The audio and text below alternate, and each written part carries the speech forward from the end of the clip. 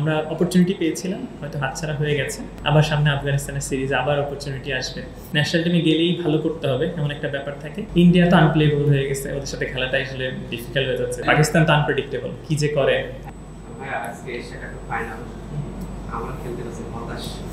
দেখেন, অপরচুনিটি আমাদের ছিল, আমাদের অনেক অপরচুনিটি ছিল এবং আমরা কামব্যাকও করছি ভালো। যখন আমরা শ্রীলঙ্কার সাথে ফার্স্ট ম্যাচ হেরে যাই, আমরা কিন্তু অনেক হতাশ ছিলাম, কিন্তু তারপরে যখন আমরা দুইটা ম্যাচ দারুণভাবে জিতলাম শ্রীলঙ্কার সাথে এবং বাংলাদেশের সাথে, আমরা কিন্তু আবার একটা দারুণ অবস্থানে চলে আসলাম। তো আমার মনে হয় যে আমরা অপরচুনিটি পেয়েছিলাম, হয়তো হাতছাড়া হয়ে গেছে, বাট আমার মনে হয় খুব ইন্টেন্স গেম খুব তাড়াতাড়ি শেষ হয়ে যায়। এইগুলোতে আসলে বুদ্ধিমত্তার খুব পরিচয় থাকে। আমরা অনেক সময় এই জিনিসগুলো হয়তো মিস্টেক করছি। খুব আশাবাদী যে যারা এত বড় অনেকেই আছে এখানে যারা অলরেডি 3-4টা এশিয়া কাপ খেলে ফেলছে, অনেকে ওয়ার্ল্ড কাপ 2-3টা খেলে ফেলছে। They are very much capable or mature যে তারা ভালো করবে। বাট আবার সামনে আফগানিস্তানের সিরিজ, আবার অপরচুনিটি আসবে। আমার কাছে কী মনে হয়েছে লাস্ট ম্যাচে যে একটা এক্সপিরিয়েন্স আর কি, যে আমি যেমন ন্যাশনাল টিমে গেলেই ভালো করতে হবে এমন একটা ব্যাপার থাকে, তো বাংলাদেশ টিমেরও এখন এমন একটা হয়ে গেছে যে এশিয়া কাপের ওই মঞ্চটাতে ভালো করতে হবে। একটা ম্যাচের সুযোগ থাকবে, একটাই ভালো করতে হবে, বা ওয়ার্ল্ড কাপের একটা ম্যাচ থাকবে, ওইটাই আমাকে ভালো করতে হবে।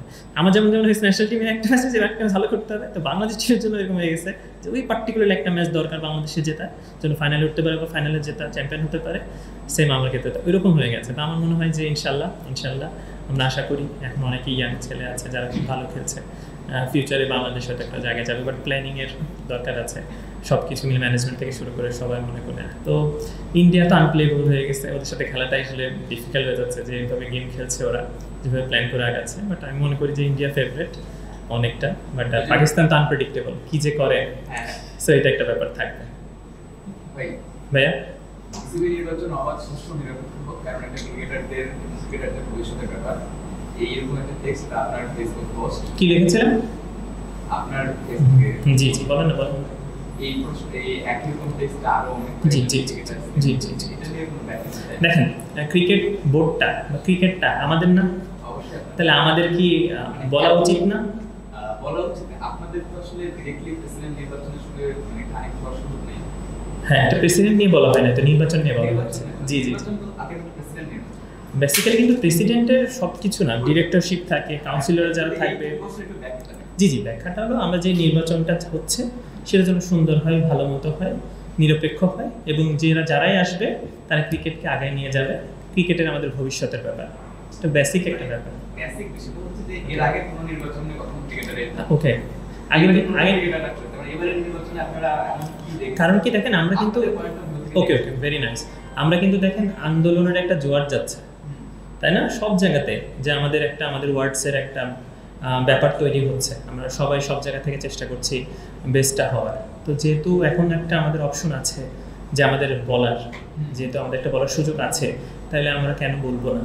আমাদের অবশ্যই বলা উচিত। বা যেহেতু ক্রিকেটারদেরকে নিয়ে ক্রিকেট বোর্ড বা ক্রিকেট বোর্ড নিয়েই ক্রিকেটাররা, দুইটারই পারস্পরিক সম্পর্ক আছে, সেখানে তো অবশ্যই প্লেয়ারদের একটা ওয়ার্ডস থাকা উচিত।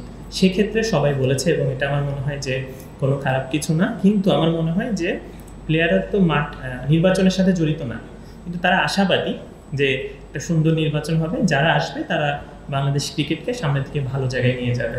This is the reality. তিনজনের নাম শোনা যাচ্ছে, তিনজনই বাংলাদেশের সাবেক ক্রিকেটার ক্যাপ্টেন ছিল।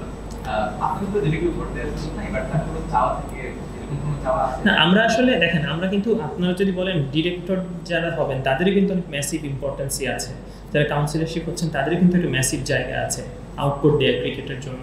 তো কেউই কিন্তু আপনি কাউকে অ্যাভয়েড করতে পারবেন না, এবং প্রেসিডেন্ট যখন হবে তার কাছেই যে সব রেসপন্সিবিলিটি হয়ে যায় তাই না, যারা আশেপাশে থাকবেন সবারই রেসপন্সিবিলিটি দেশকে এগিয়ে নিয়ে যাওয়ার জন্য। তো আসলে আমরা প্লেয়াররা নিরপেক্ষভাবে আশা করছি নির্বাচনটা ভালো হোক, যেই আসুক আমাদের ক্রিকেটের যেমন ইমপ্রুভ হয়, ভালো চিন্তা নিয়ে আসুক, এটাই আমরা কামনা করি। That's it.